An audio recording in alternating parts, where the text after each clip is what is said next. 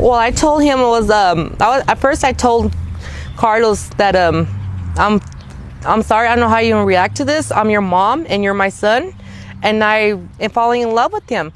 He said, are you really? I said, yes, I am. He said, you know what? I was scared to let you know too. I am too. He was too, falling in love with me, with his mom, and I was falling in love with my son. And then we ended up talking, and we took off to the park, and we ended up asked him, will you ever date your mom? And he said, will you date your son? I said, honest truth, yes, I would. Because 19 years, you're the best thing that ever happened to me, and I really want to be with you the rest of my life. And I really want to be with them. It's kind of hard right now, but I don't care what people say, because we're going through a lot right now.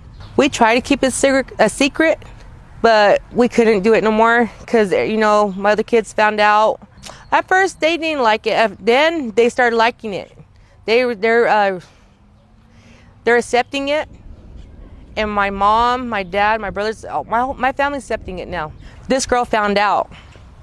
So it was across the street from me, and there's a big old fight started. And she called me. She called my son Joseph something and let me know across the street. And she told me I better watch my back, because I'm being incest.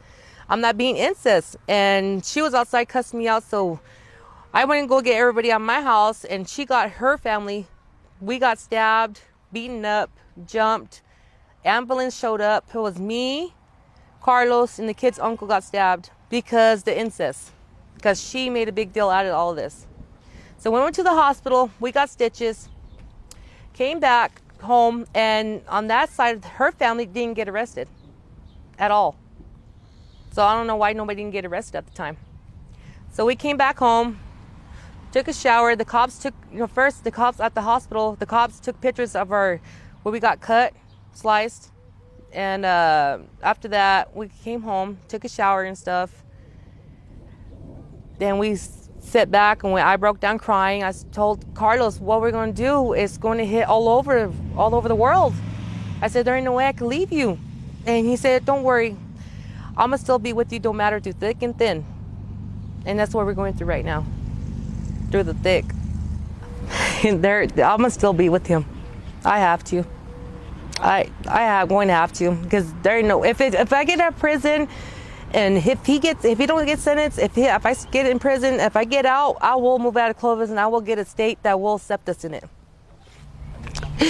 I've been going through a lot on the streets and in public, and it's kind of hard because it's public record here in Clovis.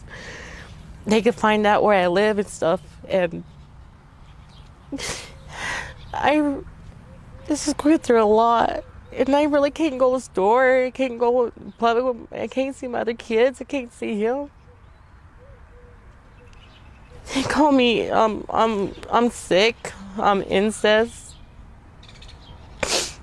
And it hurts a lot. And you know what I mean? It messes with my mind a lot.